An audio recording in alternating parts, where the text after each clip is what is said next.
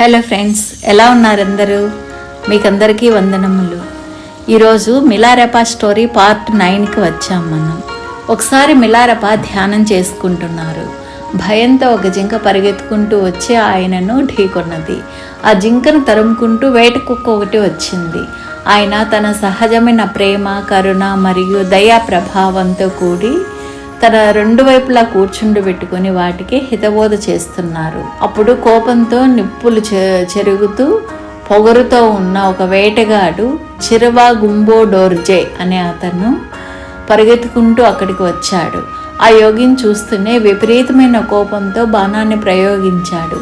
కానీ అది గురి తప్పింది. మిలారెపకు ఏం కాలేదు. తర్వాత వేటగాని మనస్సు కరిగే విధంగా ధర్మం వైపుకు ఎలా జీవితం సాగించాలనేది అతనికి అర్థం తెలియజేస్తాడు మిలారెపా. వేటగాడు మిలారెపా చుట్టూ పరిశీలించి ఆయన యోగత్వపు జీవితాన్ని చూచాడు. వెంటనే ఆయనపై గొప్ప నమ్మకం ఏర్పడింది. ఆయన వేటగాడిని ధర్మాన్ని ఆచరించమన్నాడు. మిలారెపా ఇంకా ఇలా అంటున్నారు: ప్రాపంచిక కష్టాల నుండి దూరం అవడానికి సంసిద్ధంగా ఉండాలనుకునే వారికి జననం, ముసలితనం, అనారోగ్యం మరియు మృత్యువుల నుండి తప్పించుకోవాలనుకునే వారికి ఎల్లవేళలా మనశ్శాంతి ఉంటుంది. మిలారెపా ఇంకా ఇలా అంటున్నారు: ఈ మానవ దేహం గొప్ప ఉచితమైన వరం, ఖరీదైన ఆభరణాల కన్నా ఎంతో విలువైనది. ధర్మాన్ని ఆచరించడానికి అరుదుగా కలిగే ఒక గొప్ప అవకాశం. 100 మందిలో ఒక్కరు బుద్ధత్వాన్ని పొందడం కష్టం. ఎంతో శ్రమతో ఉత్తమ గురువులను కలుసుకునే అవకాశం దొరికి మరియు బుద్ధత్వ సాధన కోసం అనుకూలమైన పరిస్థితులు అన్నీ ఇప్పుడు మీకు లభించాయి. అన్ని విధాలా గొప్పగా ఉన్న ఈ పరిస్థితులు లభించిన దానికి మీరు ఎంతో అదృష్టవంతులు. అవన్నీ వృధా పోనీయకండి, ధర్మాన్ని ఆచరించండి అని చెప్తున్నారు. మానవులమైన మనకు గొప్ప శక్తి ప్రసాదించబడింది. 6 ఇంద్రియాలు కలిగిన ఈ శరీరం వల్లనే అది సాధ్యం. ఏమీ తెలియకపోవడం మనస్సు యొక్క ప్రకృతి. ఏళ్ల తరబడి ధ్యానం చేయడం అవసరం లేనే లేదు. శ్రద్ధ మరియు తపనతో కూడిన సాధన అవసరం. మానవులు నిజంగా కష్టాలు అనుభవిస్తారని శిష్యులు అంగీకరించారు. మా ఆధ్యాత్మిక ప్రగతి కోసం ధర్మ మార్గాన్ని దయచేసి ప్రబోధించండి అని అడిగారు మిలారెపాని శిష్యులు. బాగా అందంగా ఉన్న 17 సంవత్సరాల బర్దార్ డమ్ అనే ఒక అమ్మాయి మిలారెపాను, మిమ్మల్ని కలిసినంత మాత్రానే నేను చాలా ఉన్నత స్థితికి ఎదిగాను. మీ శిష్యురాలిగానో లేదా పనిపిల్లగానో నన్ను స్వీకరించండి అని అర్థించింది. నీవు కఠినంగా, తీవ్రంగా ధ్యానం సాధన చేస్తే బుద్ధత్వం పొందుతావు. భూత, భవిష్యత్తు మరియు వర్తమాన కాలాల్లో గుర్తింపు పొందుతావని చెప్పారు. మిలారెపా గారు తన శిష్యుడు రేచింగ్పాకి తన జీవిత చరిత్రని ఇలా తెలిపారు: ఎందరో దేవతలు, శిష్యులు, భక్తులు విని తన్మయం చెందారు. అందరూ సత్య మార్గంలో సాధన చేయాలని దృఢమైన విశ్వాసంతో నిశ్చయించుకున్నారు. జీవితాన్ని ధ్యానానికే అంకితం చేయాలనుకున్నారు. వారు యోగులు, యోగినులు అయ్యారు. దేవతలు ధర్మ మార్గాన్ని రక్షిస్తామని ప్రతిజ్ఞ చేశారు. టిబెట్, నేపాల్, భారతదేశ హిమాలయాల్లోని ఎందరో మిలారెపా శిష్యులై ముక్తి పొందారు, ఋషులైనారు. మిలారెపా పేరు అన్ని దిశలా వ్యాపించింది. ధర్మ మార్గ తపన కలిగిన వారు వారిని చేరుకుని సాధన, ధ్యానం చేసి ముక్తి పొందారు.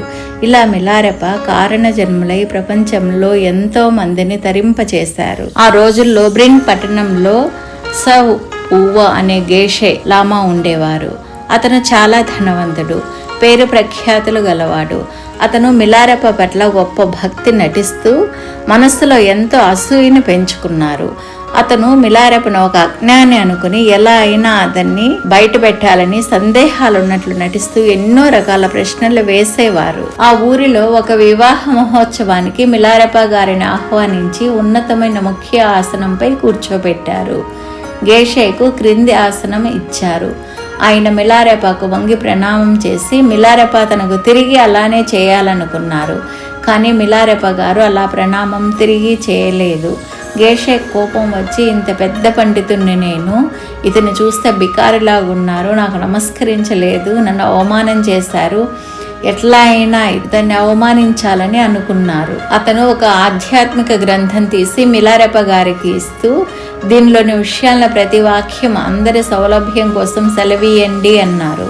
మిలారెపా ఇలా గ్రంథాలకు భాష్యం చెప్పడానికి మీలాంటి నిపుణులు సరిపోతారు.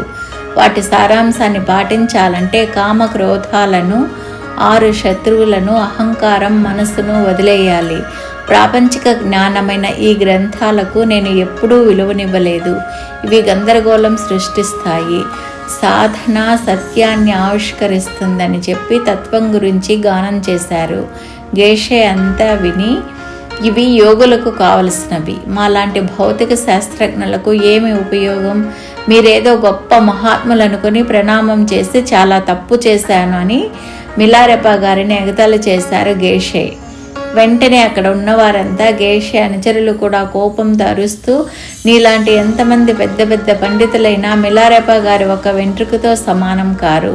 నీకు ఇచ్చిన ఆసనంతో నువ్వు సంతోషించు, డబ్బు పేరు సంపాదించుకో, అంతేకాని ధర్మ మార్గం విషయంలో నీకు రవ్వంత జ్ఞానం కూడా లేదా అన్నారు. గేషేకు కోపం వచ్చింది. కానీ అందరూ ఒక్క కంఠంతో తనపై ఆగ్రహంతో ఉన్నారు కనుక మౌనంగా కూర్చొని లోపల మిలారెపను నాశనం చేయడంపై వ్యూహాలు పన్నుతున్నారు. తరువాత తన ఉంపుడు గత్తెకు మిలారెపకు విషం కలిపిన ఆహారాన్ని ఇవ్వమని పురమాయించి అందుకు ప్రతిఫలంగా ఒక మంచి నీలమ్మనిని ఆమెకి ఇస్తానన్నారు గేషే.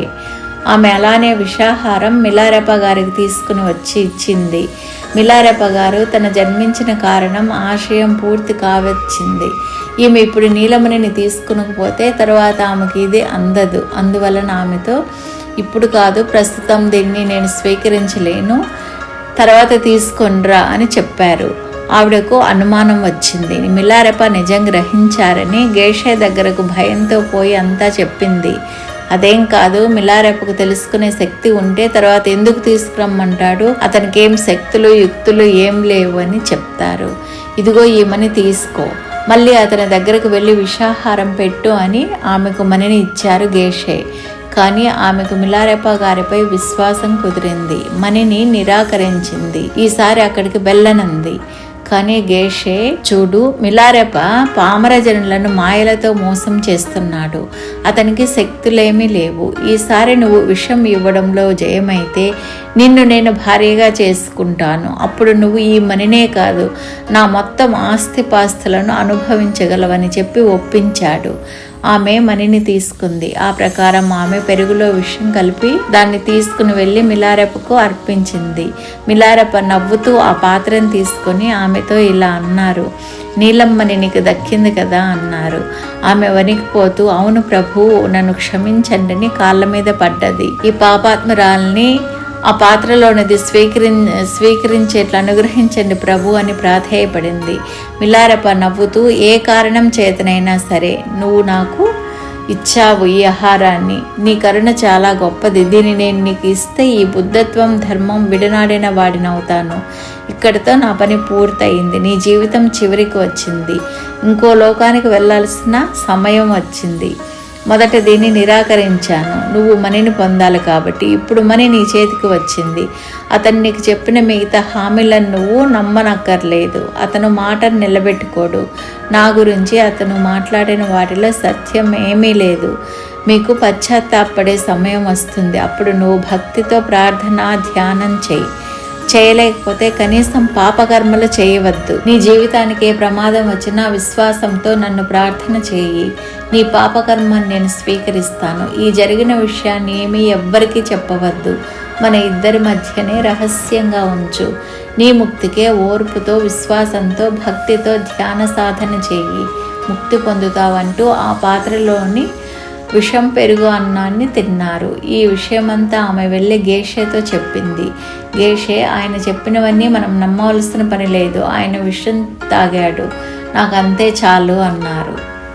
మిలారెపా మరణ సమయంలో ఉన్నప్పుడు గాంపోపా అనే శిష్యుడు నాకు పరిపూర్ణమైన జ్ఞానబోధ చేయండి అని అడగగా మిలారెపా తన శిష్యుడిని ఒక కొండ ప్రాంతపు వెనుక భాగమునకు తీసుకుని వెళ్ళాడు. నీవు కూడా నాలాగా సాధన చేసి బుద్ధత్వాన్ని పొందు అని ఆశీర్వదించారు శిష్యుడిని. మిలారెపా గారు అన్ని చోట్ల ఉన్న తన శిష్యులు, భక్తులు, అనుచరులను తనను కలుసుకుందామనుకునే వారికి రమ్మని కబురు పంపించారు. ఆ సందేశం అందుకొని ఋషులు, యోగులు, ఆడ మగ, చిన్న పెద్ద, దగ్గర దూరం, సాధకులు, పామరులు అనే భేదం లేకుండా పెద్ద సంఖ్యలో లాప్చి చుబార్కు చేరుకున్నారందరూ.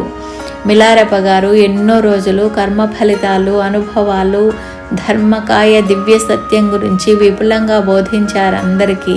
దేవతలందరూ ఆకాశం నుండి బోధనలు విని ఆనందించారు. అక్కడికి వచ్చి వింటున్న వారందరికీ ఆనందం పెళ్ళుబుకింది.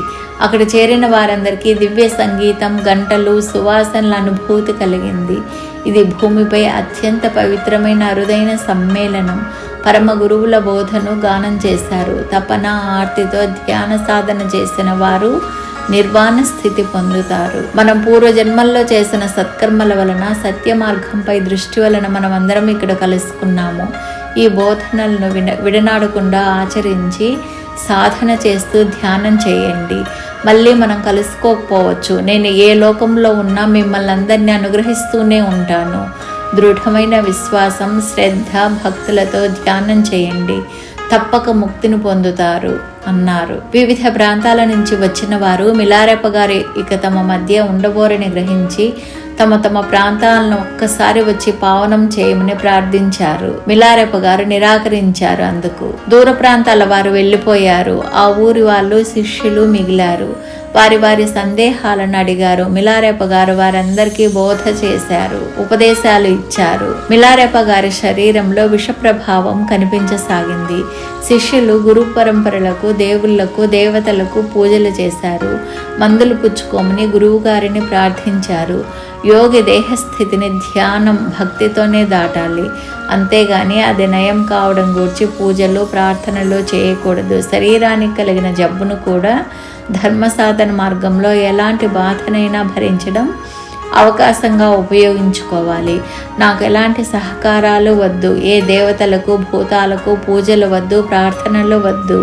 వీటన్నింటికి నేను అతీతమైన వాడిని. పంచభూతాల వలన తయారైన రోగాలు దివ్యానందంగా నాలో మారిపోయాయి. కనిపించే భ్రాంతిమయ భౌతిక శరీరం, మనస్సు అనంత ప్రకాశంలో కలిసిపోయే సమయం వచ్చింది. దీనికి ఎలాంటి కర్మకాండలో అవసరం లేదు. ప్రాపంచిక మనుషులు పాపకర్మలు చేసి తదనుగుణంగా వచ్చిన పుట్టుక, వయస్సు, ముసలితనం, జబ్బులు, మరణం నుంచి తప్పించుకోవాలని వ్రతాలు, పూజలు చేస్తారు. వైద్యం, మందులు వాడుతారు. రాజుల అధికారం చేత గాని, విరోచిత ఘనకార్యం వల్ల గాని, కడుపును సంతోషపెట్టి గాని, పిరికితనంతో పారిపోవడం వల్ల గాని, అతి సమర్థుడైన వకీలు వాక్చాతుర్యంతో గాని, తన వద్ద ఉన్న సంపదలు బంగారంతో గాని, బంధువర్గం వల్ల కానీ, శక్తితో గాని, యుక్తితో గాని మనం చేసిన కర్మల ఫలితం కాలం నిర్ణయించిన విధిని ఒక క్షణం కూడా ఆపలేరు, మార్చలేరు. ఎవ్వరూ మార్పు చేయలేని ఈ కాల నిర్ణయ విధిని ఏ పద్ధతి, మార్గంతోనైనా వ్రతం, పూజలు, శాంతులు గొప్పవి, ఆశ్చర్యకరమైనవి, తీవ్ర నియమాలతో కూడినవి కొనలేరు, ఆపలేరు. మీకు ఈ వీడియో నచ్చినట్లయితే లైక్, సబ్స్క్రైబ్ చేయండి. Bye friends, see you in the next video.